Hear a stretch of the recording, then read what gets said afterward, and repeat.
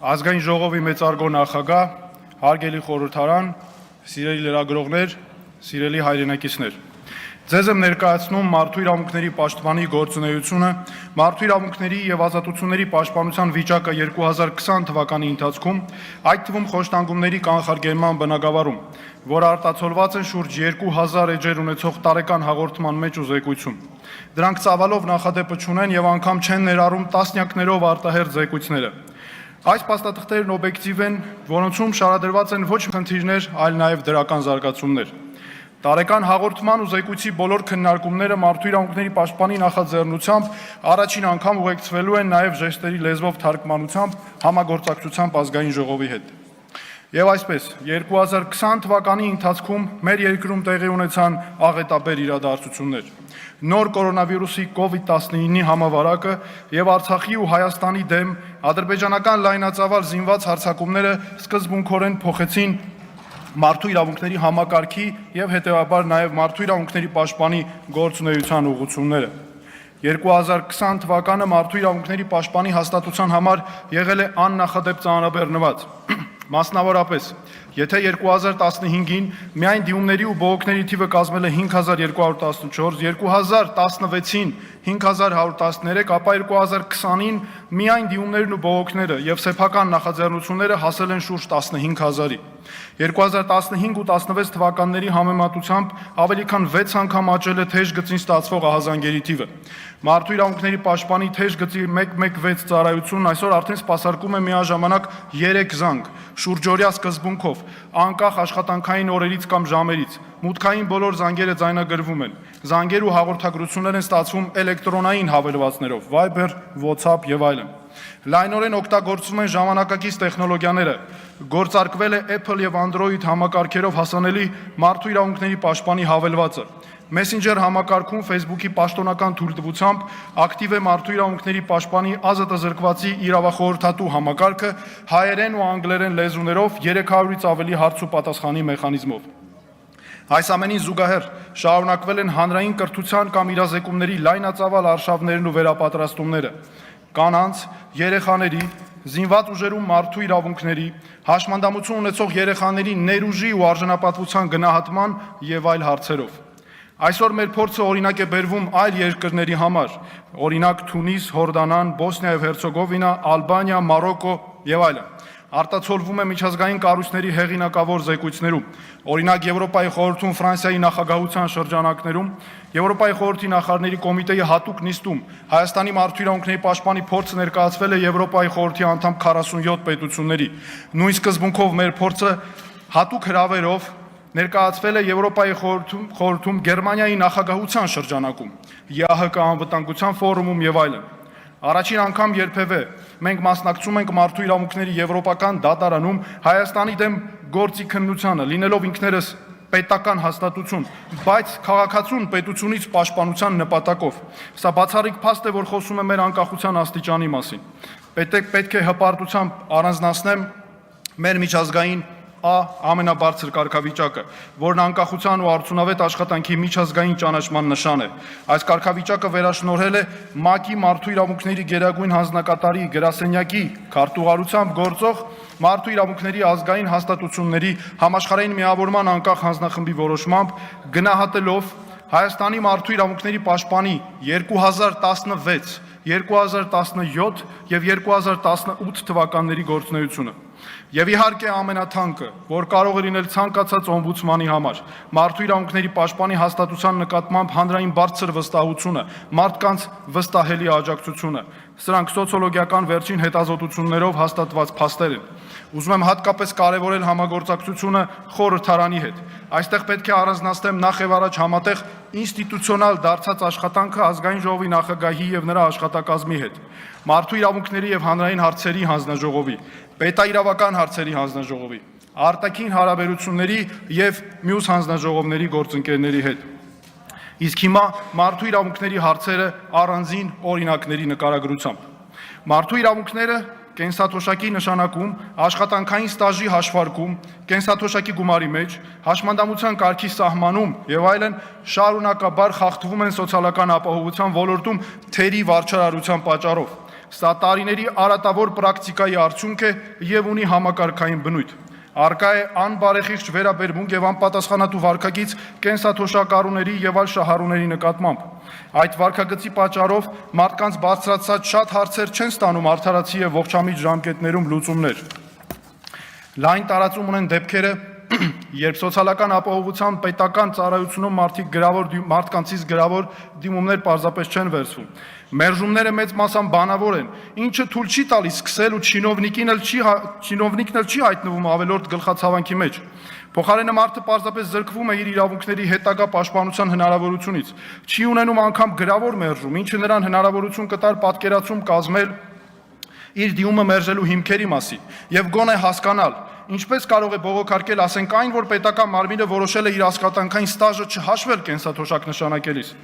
Այս ամենի արդյունքում էլ կենսաթոշակառուն հայտնվում է քաշքշուկների մեջ։ Ու եթե սրան գումարենք դատական քաշքշուկները, ապա մարդը պետության, վարչարարության պատճառով պարզապես վերածվում է թենիսի առաջնության մասնակցի, վերջնական արդյունքում այդպես էլ չհասնելով իրեն հասանելիք այլ գումարների, կենսաթոշակի, թաղման նպաստի եւ այլն։ Մարդկանց կամ տրամադրվում են ոչ լիարժեք տեղեկություններ, կամ դրանք չեն տրամադրվում առհասարակ։ Անապահով ընտանիքների աջակցության ոլորտում առկա չեն անապահովության գնահատման գործընթացին անմիջականորեն մասնակցող սոցիալական աջակցության տեսուչների գործողությունների պատշաճ վերահսկման մեխանիզմներ։ Արդյունքում չարաշահումներ հայտնաբերելիս բացասական հետևանքների բեռը կրում է նպաստառուն։ Տարածված արատավոր պրակտիկա է սոցիալական աջակցության մարմինների տեսուչների նպաստը չվճարելու սպառնալիքներ մարդկանց հնչեցնելը, անբարեհաճ ու արհամարհական վերաբերմունքը, անհայկի դժվարություններ առաջացնելը, դիմումների ընդունման գործընթացում, այդ թվում նպաստի իրավունքը դադարեցնելու դեպքերում խոչընդոտը վերանալուց հետո միայն ամիսներ անց վերականգնման դիմումներ ընդունելը, տարբեր տեղեկանքներ անհիմն պահանջելը եւ այլն։ Իրականում երկրի սոցիալական աջակցության համակարգի առաջնահերթությունը պետք է ուղղված լինի սոցիալական աջակցության խնդիրների առաջ կանգնած մարդկանց, նրանց ընտանիքների զրկանքների նվազեցմանը, այդ մարդկանց սեփական ուժերով արդյունքի հասնելու, սեփական անձի վերաբերյալ իրենց իսկ կարծրատիպերի հաղթահարմանը, սոցիալական մեկուսացման բացառմանը։ Ամեն ինչ պետք է ուղղված լինի կյանքի դժվարին իրավիճակում հայտնված մարդկանց հիմնական պահանջմունքների եւ սոցիալական կարիքների լիարժեք բավարարմանն այն նկատառումով, որի վերջո ապահովի կյանքի դժվարին վիճակում հայտնված մարդու լիարժեք ներառումը հասարակություն։ Իսկ արկա քաշքշուկը, թերություններով վարչարարությունը, անհասցե վարչարարությունը մարդկանց նկատմամբ վատ վերաբերմունքի զուգընթաց ավելի է մեծացնում մեկուսացումը, անտարբերությունն ու զարգացնում է խարան ու խտրականություն։ Սոցիալական ապահովության համակարգում կան իհարկե բարեխիղճ ու պատասխանատու աշխատակիցներ։ Խոսքը սակայն ոչ թե առանձին անհատների կամ նրանց բարեխիղճության, այլ այս արատավոր երևույթին ինստիտուցիոնալ լուծում տալու մասին է։ Առողջության պահպանման իրավունքի խնդիրներ։ Անվճար բուժօգնության իրավունք ունեցող մարդիկ գերադասում են այն ստանալ վճարովի հիմունքներով։ Բողոքները վերաբերում են անվճար բուժօգնության որակին, խիստ պակաս է իրազեկվածության աստիճանը։ Մարդիկ տեղեկացված չեն անվճար բուժօգնություն տրամադրելու դեպքերի, պետական պատվերի շրջանակներում բուժօգնության տեսակների, ինչպես նաև բնակչության սոցիալապես անապահով ու հատուկ խմբերի ցանկի մասին, ովքեր ունեն բուժօգնության արտոնություններ։ Խնդիրների շարքից է նաև սոցիալապես անապահով ու առանձին խմբերում ընդգրկված քաղաքացիներին անվճար տրամադրվող դեղերի անարդյունավետությունը։ Նրանք հաճախ հրաժարվում են դրանցից, նախընտրելով սեփական միջոցներով ձեռք բերել որակյալ դեղեր։ Պոլիկլինիկաներից չեն ստանում բժշկի նշանակած դեղամիջոցներ, այլ հիմնականում դրանց համարժեք փոխարինողները։ Բազմաթիվ շահառուներ հրաժարվում են ստանալ իրենց հասանելիք դեղերը, երբեմն նաև իրենց բուժող բժշկի ցուցումով։ Բողոքները վկայում են, որ անվճար կամ մասնակի փոխհատուցմամբ տրամադրվող դեղը դրական ազդեցություն չի ունենում առողջության պահպանման կամ վերականգնման եւ բուժման համար, ինչի հետևանքով մարդիկ ստիպված են լինում գնել արդյունավետ դեղամիջոցը, որի պատճառով էլ չեն օգտվում դեղը ստանալու իրենց իրավունքից։ Քաղաքացիների զգալի մասը խուսափում է պոլիկլինիկական ծառայությունից օգտվելուց, պատճառաբանելով անվստահությունն ու բուժօգնության անարդյունավետությունը։ Գերադասելի են համարվում բժշկական կենտրոններում արտահիվանդանոցային բուժօգնությունից օգտվելը, որն էլ չի կարող անվճար տրամադրվել։ 2020 թվականին քիչ չեն եղել ահազանգերը նոր կորոնավիրուսային վարակով պացիենտներից հոսպիտալացումները պատշաճ չկազմակերպելու խնդիրների վերաբերյալ, որոնք մասամբ լուծումներ են ստացել նաև մարդու իրավունքների պաշտպանի աջակցությամբ։ Տիպային խնդիրներից է այն, որ կորոնավիրուսային վարակի պատճառով Մարդու առողջական վիճակը գնալով վատ թարանում է, օրեր շարունակ պոլիկլինիկայի բժիշկը հոսպիտալացման անհրաժեշտության մասին բարձրաձայնում է, սակայն օրինակ մինչև 3 օր հնարավոր չի եղել կապ հաստատել կորոնավիրուսային վարակով պացիենտների տեսակավորում իրականացնող մասնագիտական խմբի հետ։ Կատարվող հերթագրում եւ բժշկական կենտրոնում մահճակալի ազատելուն սպասելը օրեր է տևել։ Արդյունքում մի քանի օր անընդմեջ պացիենտների տեսակավորման տրիաժ կենտրոն կապ հաստատել չհաջողվելու պատճառով հոսպիտալացման կազմակերպումը անհարկի ձգձգվել է։ Այսքանով հանդերձ հարկ եմ համարում անդրադառնալ 2020 թվականի ընթացքում երկրում հայտարարված թե արտակարգ դրության, թե ռազմական դրության ընթացքում մարդու իրավունքների անխուսափելի սահմանափակումներին ու առաջ եկած խնդիրներին։ Նախ, թե արտակարգ թե ռազմական դրությունները չեն նշանակում կառավարության բացարձակ հայեցողություն մարդու նկատմամբ։ Ընդ որում այստեղ գործում է զսպանակի սկզբունքը, որքան երկարում է արտակարգ կամ ռազմական դրությունը, այնքան մեծանում է պետության բեռը ցույց տալու մարդուն, որ իր գործադրած միջոցները հիմնավոր են, կիրառվում են անհրաժեշտ նվազագույն չափով ու ընտրված միջոցներն էլ պիտանի են։ Մի քանի օրինակով ներկայացնեմ արտակարգ կամ ռազմական դրության հիմքով մարդու իրավունքների եւ ազատությունների սահմանափակումների հարցում խնդիրները։ Արտակարգ դրության ժամանակ ամենահիմնարար հարցերից մեկը կապված էր մեկուսացման կամ ինքնամեկուսացման հետ։ Մարդու իրավունքների պաշտպանի համար սկզբունքային առումով անթույլատրելի էր այն, որ կառավարության տևական ժամանակ այս սահմանափակումները սխալ մոտեցմամբ դիտարկվում էր ազատ տեղաշարժման, այլ ոչ թե անձնական ազատության իրավունքի տեսանկյունից։ Թե մեկուսացումը եւ թե ինքնամեկուսացումն անհրաժեշտ է դիտարկել անձնական ազատության իրավունքի շրջանակում ու մարդուն վերաբերվել որպես ազատությունից զրկվածի։ Կարանտինային վայրերն ազատությունից զրկման փաստացի վայրեր են ու պետք է հարցին մոտենալ անձնական ազատության իրավունքի տեսանկյունից։ Կառավարությունը տևական ժամանակ հաշվի չէր առնում, որ մարդու իրավունքների պաշտպանի առաջարկը պատահական չէր։ Նման լուծումը հնարավորություն էր տալու մեկուսացման կամ ինքնամեկուսացման ենթարկված անձի համար նախատեսել կոնկրետ իրավունքներ։ Անհրաժեշտ էր ամրագրել, որ այն անձինք, ում անձնական ազատության իրավունքը սահմանափակվել է, ունեն առնվազն մեկուսացման կամ ինքնամեկուսացման պատճառների մասին տեղեկացվելու, անկախ բժշկական խորհրդատվության մատչելիության, փաստաբանի եւ մեկուսացման կամ ինքնամեկուսացման մասին երրորդ անձանց տեղեկացվելու իրավունքներ։ Տարածված խնդիրներից էր ինքնամեկուսացման ժամկետի հաշվարկման սկզբնական պահի ոչ ճշգրիտ հաշվարկը։ Ընդ որում մտահոգիչ էր, որ ինքնամեկուսացման մեջ գտնվող անձանց հարցադրումներին ի պատասխան նշվում էր, որ համակարգն է այդպես գործարկվում, իսկ ժամկետի հաշվարկը սկսվում է անձի տվյալները համակարգ մուտքագրելու կամ վերջինիս հետ հեռախոսակապ հաստատելու պահից։ Ավելին, հարցադրմանը, թե այս խնդիրն ինչպես եւ ում կարող է ներկայացվել, պարզաբանում էր, որ ժամկետների հաշվարկի համար պետք է դիմել պոլիկլինիկայի բժշկին, անտեսելով այն, որ բարձրացված խնդիրը բնույթով բժշկական չէ, այլ իրավական, իրավունքի սահմանափակման ժամկետներին առնչվող։ Ներկայացված պարզաբանումներն առնվազն տարակուսանքի տեղիք են տալիս նաև այն առումով, որ փաստորեն համակարգի գործարկման տեխնիկական մոտեցում է ցուցաբերվել արդարացնելու անձին ազատությունից զրկելու 14-օրյա ժամկետը, որը հաշվում էր ոչ թե օրինակ լաբորատոր ախտորոշման օրվանից, վարակագրի ում կոնտակտն է եղել անձը, հետ շփման վերջին օրվանից, այլ համակարգ տվյալները մուտքագրելու օրվանից, այսինքն պաշտպանի ներկայացված դեպքերում օրինակ 6-7 օր ավելի ուշ։ Ստեղծվում էր իրավիճակ, երբ կոնկրետ դեպքով վարակագիրը մեկուսացման մեջ էր գտնվում, օրինակ հունիսի 26-ից մինչև հուլիսի 10-ը, իսկ հնարավոր վարակի տարածումը կանխելու համար կոնտակտավորը պետք է ինքնամեկուսանար հուլիսի 2-ից մինչև հուլիսի 16-ը։ Նման իրավիճակը փաստորեն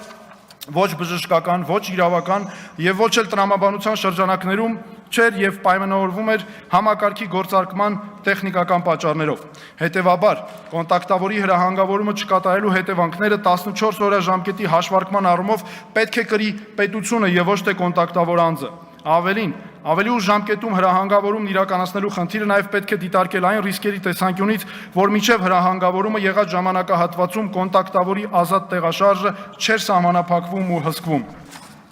Արտակարգ եւ ռազմական դրության պայմաններում օրենսդրական գործընթացին վերաբերող համակարգային խնդիրներից է ոչ պատշաճ հանրային քննարկումները կամ դրանց բացակայությունը։ Մարդու իրավունքների պաշտպանի իրավական դիրքորոշումը այս հարցում հստակ է։ Պետք է հաշվի առնել, որ բոլոր կանոնների վերջնական հասցեատերը հասարակությունն է, իրավունքների ու ազատությունների սահմանափակումն իր վրա կրող քաղաքացին, ովքեր կրում են դրանց ոչ պատշաճ իրավակիրառման բացասական հետևանքները։ Ընդ որում սահմանափակումների ձևակերպումները լինում էին նաև այնքան ընդհանրական, որ ստացվում էր, թե քաղաքացու համար նախատեսվող սահմանափակումը անհրաժեշտ է ինքնին հրատապ է ելնելով միայն այն փաստից, որ երկրում հայտարարված է ռազմական կամ արտակարգ դրություն։ Կառավարության այս մոտեցումն անընդունելի էր սկզբունքային առումով։ Այս պրակտիկան խնդրահարույց էր նաև այն առումով, որ դառնում էր ավելի մեծ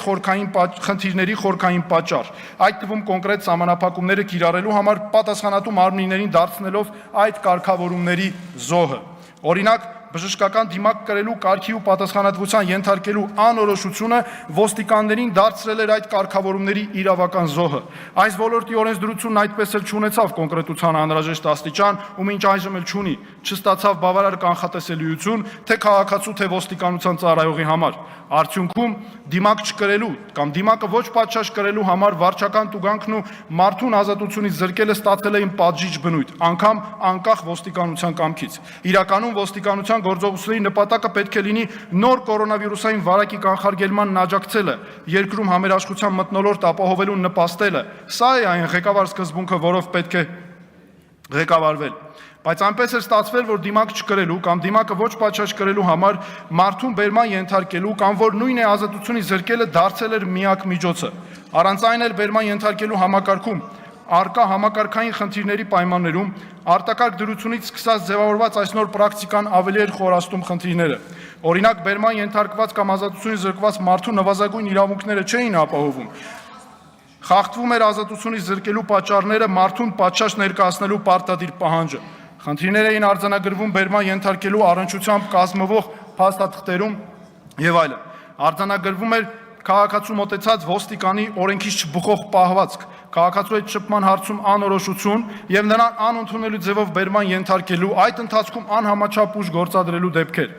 Բերման ենթարկել իրականում պետք է լիներ վերջին միջոց եւ գործադրվեր միայն այն բացառիկ դեպքերում, երբ քաղաքացուն մոտեցած ոստիկանը սպառել է իրեն օրենքով հասանելի բոլոր մյուս միջոցները եւ դա պահանջված էր կոնկրետ իրավիճակի պայմաններով։ Անհրաժեշտության դեպքում ոստիկանը պետք է քաղաքացուն տրամադրեր դիմակ, այլ ոչ թե ոստիկանության բաժին հարկադրաբար տանելը դիտարկեր որպես հիմնական ու այն էլ առաջնային այլընտրանք։ Իհարկե խնդիր էր նաև այն, որ հասարակությունում ոչ բոլորն էին պահպանում նոր կորոնավիրուսային համավարակի կանխարգելման կանոնները, այդ թվում կապված դիմակ կրելու հետ։ Սա էլ պետությունը փորձում էր ապահովել որոշակի հանրային իրազեկումներով, որին աջակցում էր նաև մարդու իրավունքների պաշտպանը։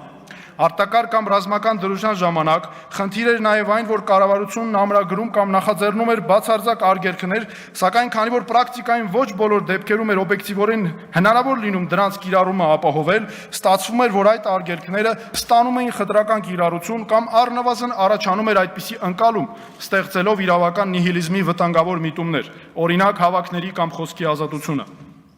Հարգելի խորհրդարան, սիրելի հայրենակիցներ, Մարդու իրավունքների պաշտպանի գործունեության հետ կապված զգալի ուշադրություն է ցուցաբերվել խոշտանգումների կանխարգելման ոլորտին, քրեակատարողական հիմնարկներից ու ձերբակալվածների պահման վայրերից սկսած մինչև հոգեբուժական կազմակերպություններ։ Ազատությունից զրկման վայրում պահվող յուրաքանչյուր անձի նկատմամբ պետք է ցուցաբերվի անհատական մոտեցում եւ հիմքում ունենա ազատությունից զրկված անձի վարքագծի ռիսկային գնահատման սկզբունքը։